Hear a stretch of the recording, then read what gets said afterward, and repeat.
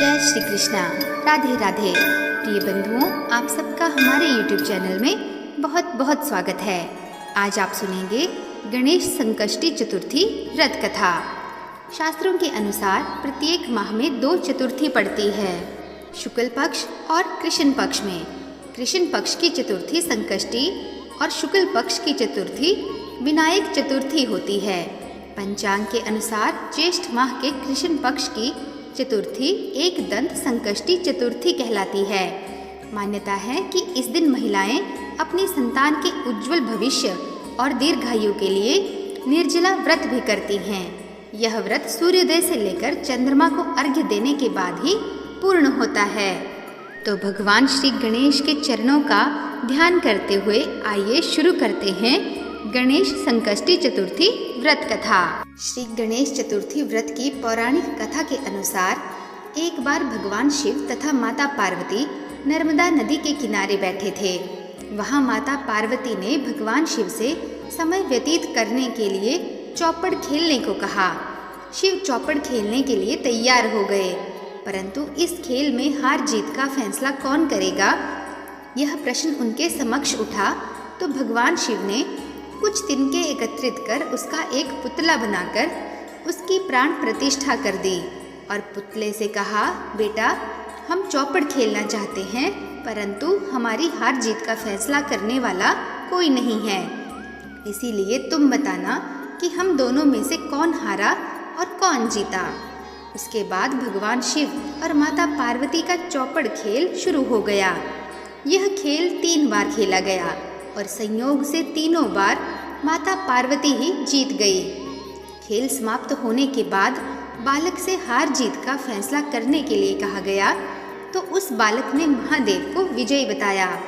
यह सुनकर माता पार्वती क्रोधित हो गई और क्रोध में उन्होंने बालक को लंगड़ा होने, कीचड़ में पड़े रहने का श्राप दे दिया।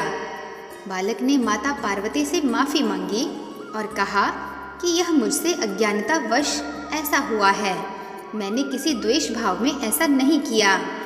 बालक द्वारा क्षमा मांगने पर माता ने कहा, यहाँ गणेश पूजन के लिए नाग कन्याएं आएंगी, उनके कहे अनुसार तुम भी गणेश व्रत करो, ऐसा करने से तुम मुझे प्राप्त करोगे। यह कहकर माता पार्वती शिव के साथ कैलाश पर्वत पर चली गई। 1 वर्ष के बाद उस स्थान पर नाग कन्याएं आई। तब नाग कन्याओं से श्री गणेश के व्रत की विधि पूछकर उस बालक ने 21 दिन लगातार गणेश जी का व्रत किया। उसकी श्रद्धा से गणेश जी प्रसन्न हुए। उन्होंने बालक को मनोवांछित फल मांगने के लिए कहा।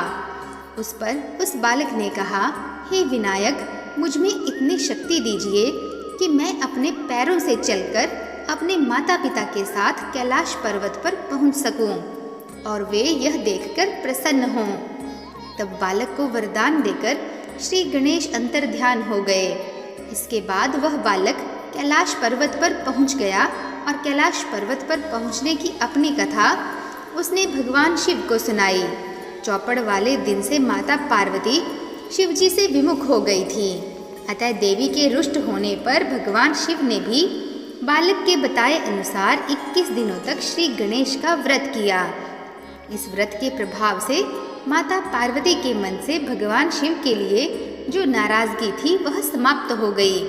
तब यह व्रत विधि भगवान शंकर ने माता पार्वती को बताई। यह सुनकर माता पार्वती के मन में भी अपने पुत्र कार्तिकेय से मिलने की इच्छा जागृत हुई। तब माता पार्वती ने भी 21 दिन तक श्री गणेश का व्रत किया तथा दुर्वा, फूल और लड्डुओं से गणेश जी का पूजन अर्चन किया। व्रत के 21वें दिन कार्तिकेय जी स्वयं माता पार्वती जी से आ मिले। उस दिन से श्री गणेश चतुर्थी का यह व्रत समस्त मनोकामनाओं की पूर्ति करने वाला व्रत माना जाता है। बार देवता कई विपदाओं में घिरे थे, तब वह मदद मांगने भगवान शिव के पास आए। उस समय शिव के साथ कार्तिकेय और गणेश जी भी बैठे थे। देवताओं की बात सुनकर शिव जी ने कार्तिकेय व गणेश जी से पूछा कि तुम में से कौन देवताओं के कष्टों का निवारण कर सकता है। तब कार्तिकेय व गणेश जी दोनों ने ही स्वयं को इस कार्य के लिए सक्षम बताया। इस पर भगवान शिव ने दोनों की परीक्षा लेते हुए कहा कि तुम दोनों में से जो सबसे पहले पृथ्वी की परिक्रमा करके आएगा वही देवताओं की सहायता करने जाएगा। भगवान शिव के मुख से यह वचन सुनते ही कार्तिकेय अपने वाहन मोर पर बैठकर पृथ्वी की परिक्रमा के लिए निकल गए। परंतु गणेश जी सोच में पड़ गए कि वह चूहे के ऊपर चढ़कर सारी पृथ्वी की परिक्रमा करेंगे तो इस कार्य में उन्हें बहुत समय लग जाएगा। उन्हें तभी एक उपाय सूझा। गणेश जी अपने स्थान से उठे और अपने माता पिता की 7 बार परिक्रमा करके वापस बैठ गए। परिक्रमा करके लौटने पर कार्तिकेय स्वयं को विजेता बताने लगे। तब शिवजी ने श्री गणेश जी से पृथ्वी की परिक्रमा ना करने का कारण पूछा। तब गणेश जी ने कहा, माता पिता के चरणों में ही समस्त लोक हैं। यह सुनकर भगवान शिव ने गणेश जी को देवताओं के संकट दूर करने की आज्ञा दी। इस प्रकार भगवान शिव ने गणेश जी को आशीर्वाद दिया कि चतुर्थी के दिन जो तुम्हारा पूजन करेगा और रात्रि में चंद्रमा को अर्घ्य देगा उसके तीनों ताप यानी दैहिक ताप, देविक ताप तथा भौतिक ताप दूर होंगे। इस व्रत को करने से व्रतधारी के भी सभी तरह के दुख दूर होंगे और उसे जीवन के भौतिक सुखों की प्राप्ति होगी। एक समय जब विष्णु भगवान जी का विवाह लक्ष्मी जी के साथ निश्चित हो गया तब विवाह की तैयारी होने लगी। सभी देवताओं को निमंत्रण भेजे गए परंतु गणेश जी को निमंत्रण नहीं दिया गया। कारण जो भी रहा हो, अब भगवान विष्णु की बारात जाने का समय आ गया। सभी देवता अपनी पत्नियों के साथ विवाह समारोह में आए। उन सब ने देखा कि गणेश जी कहीं दिखाई नहीं दे रहे हैं। तब वे आपस में चर्चा करने लगे कि क्या गणेश जी को नहीं न्योता है या स्वयं गणेश जी ही नहीं आए हैं। सभी को इस बात पर आश्चर्य होने लगा। तभी सबने विचार किया कि विष्णु भगवान से ही इसका कारण पूछा जाए। विष्णु भगवान से पूछने पर उन्होंने कहा कि हमने गणेश जी के पिता भोलेनाथ महादेव को न्योता भेजा है। यदि गणेश जी अपने पिता के साथ आना चाहते तो आ जाते। अलग से न्योता देने की कोई आवश्यकता भी नहीं थी।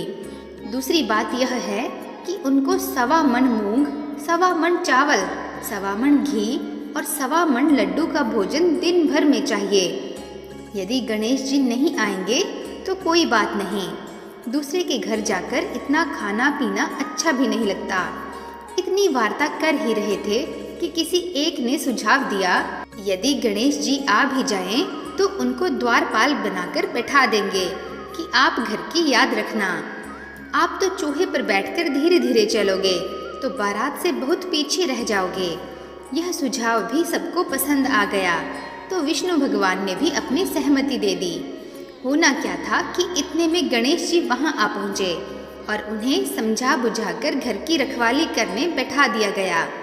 बारात चल दी। तब नारद जी ने देखा कि गणेश जी तो दरवाजे पर ही बैठे हुए हैं, तो वे गणेश जी के पास गए और रुकने का कारण पूछा। गणेश जी कहने लगे कि विष्णु भगवान ने मेरा बहुत अपमान किया है। नारद जी ने कहा कि आप अपनी मूषक सेना को आगे भेज दें तो वह रास्ता खोद देगी, जिससे उनके वाहन धरती में धंस जाएंगे। तब आपको सम्मान पूर्वक बुलाना पड़ेगा।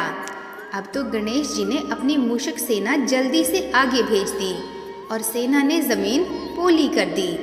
जब बारात वहां से निकली तो रथों के पहिए धरती में धंस गए। लाख कोशिश करें परंतु पहिए नहीं निकले। सभी ने अपने अपने उपाय किए परंतु पहिए तो नहीं निकले, बल्कि जगह जगह से टूट गए। किसी की समझ में नहीं आ रहा था कि अब क्या किया जाए। तब तो नारद जी ने कहा, आप लोगों ने गणेश जी का अपमान करके अच्छा नहीं किया। यदि उन्हें मना कर लाया जाए तो आपका कार्य सिद्ध हो सकता है और यह संकट टल सकता है। शंकर भगवान ने अपने दूत नंदी को भेजा और वे गणेश जी को लेकर आए। गणेश जी का आदर सम्मान के साथ पूजन किया गया। तब कहीं रथ के पहिए निकले। अब रथ के पहिए निकल तो गए परंतु वे टूट फूट गए, तो उन्हें सुधारे कौन। पास के खेत में खाती काम कर रहा था, उसे बुलाया गया। खाती अपना कार्य करने के पहले श्री गणेशाय नमः कहकर गणेश जी की वंदना मन ही मन करने लगा। देखते ही देखते खाती ने सभी पहियों को ठीक कर दिया। तब खाती कहने लगा कि हे देवताओं, आपने सर्वप्रथम गणेश जी को नहीं मनाया होगा और ना ही उनकी पूजन की होगी, इसीलिए तो आपके साथ यह संकट आया है। हम तो मूर्ख अज्ञानी हैं, फिर भी पहले गणेश जी को पूजते हैं, उनका ध्यान करते हैं। आप लोग तो देवता गण हैं, फिर भी आप गणेश जी को कैसे भूल गए?